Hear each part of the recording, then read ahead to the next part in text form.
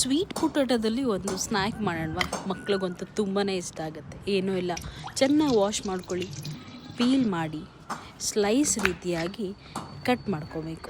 ಸಣ್ಣದಾಗಿರಲಿ, like potato slice ಥರ cut ಮಾಡಿಕೊಂಡು ಇದನ್ನು ಒಂದು ಬೌಲ್ ಹಾಕ್ಕೊಂಡು ಇದಕ್ಕೆ ಕುಕ್ಕಿಂಗ್ ಆಯಿಲ್ ಸ್ವಲ್ಪ ಹಾಕಿ ಎಲ್ಲ ಮಿಕ್ಸ್ ಮಾಡಿಕೊಂಡ್ರೆ ಕಲರ್ ಚೇಂಜ್ ಆಗೋದಿಲ್ಲ.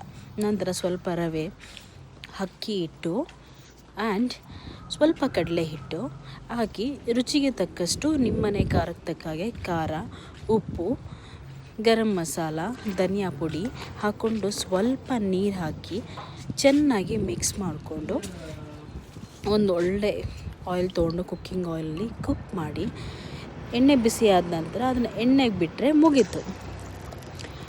ಎಷ್ಟು ಸೂಪರಾಗಿರುತ್ತೆ ಅದನ್ನು ಅಂದರೆ ನಿಮ್ಮ ಮಕ್ಕಳಂತೂ ಹಠನೇ ಮಾಡದೆ ತಿಂತಾರೆ. ನಿಮಗಿದು ಫ್ರೆಂಚ್ ಫ್ರೈಸ್ ರೀತಿ ಕೂಡ ಮಾಡ್ಕೊಬೋದು. ಸೊ ಶೇಪ್ ಬಂದು ಫ್ರೆಂಚ್ ಫ್ರೈಸ್ ಥರ ಉದ್ದುದ್ದ ಕಟ್ ಮಾಡಿಕೊಂಡ್ರೆ ಮುಗೀತು. ಸೊ ನಾನು ಈ ಥರ ಕಟ್ ಮಾಡ್ಕೊಂಡಿದ್ದೀನಿ. ನೀವು ಬೇಕಿದ್ದಲ್ಲಿ ಉದ್ದುದ್ದು ಕಟ್ ಮಾಡಿಕೊಂಡ್ರೆ ಸೇಮ್ ಫ್ರೆಂಚ್ ಫ್ರೈಸ್ ಥರನೇ ಇರುತ್ತೆ. ಇದು ಸೇಮ್ ಪೊಟ್ಯಾಟೊ ಬಜ್ಜಿ ಥರನೇ ಇರುತ್ತೆ, ಬಟ್ ಇದು ಸ್ವಲ್ಪ ಸ್ವೀಟಾಗಿರುತ್ತೆ. ಇನ್ಸೈಡು ಹೊರಗಡೆ ಕ್ರಂಚಿಯಾಗಿ, ಖಾರವಾಗಿ, ಒಳಗಡೆ ಸ್ವೀಟಾಗಿ ತುಂಬ ಯಮ್ಮಿಯಾಗಿರುತ್ತೆ.